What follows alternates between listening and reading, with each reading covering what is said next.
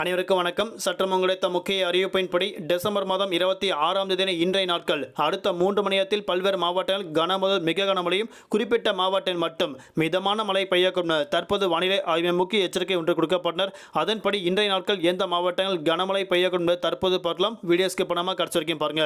உங்களுக்கு கனமழை எச்சரிக்கை பற்றி பல்வேறு முக்கிய அறிவிப்புகள் உடனுக்குடன் துல்லியமாக தெரிந்து கொள்ள நம்மளோட சேனலை கீழே இருக்க பட்டனை கிளிக் பண்ணி சப்ஸ்கிரைப் பண்ணிக்கோங்க. பக்கத்தில் பெல் பட்டனை கிளிக் பண்ணிக்கோங்க.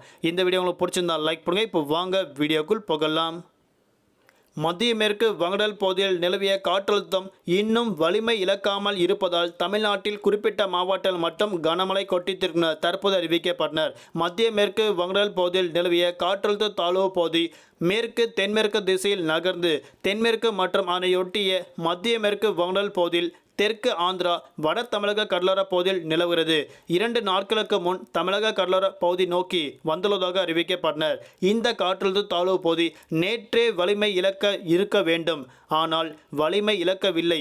மத்திய மேற்கு வங்கக்கடல் மற்றும் நிலவிய காற்றழுத்த தாழ்வு பகுதி இன்னும் வலிமை இழக்காமல் அதே பகுதியில் நிலவுவதால் தமிழகத்தில் மீண்டும் குறிப்பிட்ட மாவட்டத்தில் மட்டும் கனமழை கொட்டித்திருக்கின்றன. தற்போது வானிலை ஆய்வு முக்கிய எச்சரிக்கை ஒன்று கொடுக்கப்பட்டனர். அதன்படி இன்றைய நாட்கள் பொறுத்தவரை சென்னை, திருவள்ளூர், செங்கல்பட்டு, காஞ்சிபுரம், கடலூர் உள்ளிட்ட மாவட்டங்கள் குறிப்பிட்ட பகுதிகளுக்கு மட்டும் கனமழையும், பல்வேறு பகுதிகளுக்கு மிதமான மழை பெய்யக்கும் அறிவிக்கப்பட்டனர். அது மட்டுமல்லாமல் ராணிப்பேட்டை, வேலூர், திருவண்ணாமலை, கள்ளக்குறிச்சி, விழுப்புரம் உள்ளிட்ட மாவட்டங்கள் இன்றைய நாட்கள் கனமழை பெய்ய உள்ளதாக தற்போது வானிலை ஆய்வு முக்கிய எச்சரிக்கை விட்டுக் கொடுக்கப்பட்டனர். தலைநகர் சென்னை பொறுத்தவரை அடுத்த 24 மணி நேரத்திற்கு வானம் பொதுவாக மேகமூட்டத்துடன் காணப்படும். நகரின் ஒரு சில பகுதியில் கனமழையும், குறிப்பிட்ட பகுதிகளுக்கு மட்டும் மிதமான மழை பெய்யக்கூடும்.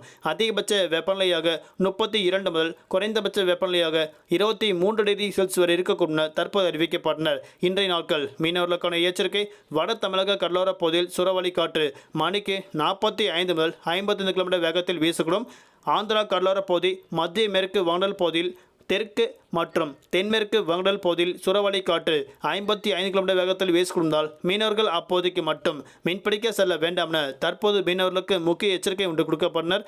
மீண்டும் அடுத்த வீடியோவில் சந்திப்போம். நன்றி, வணக்கம்.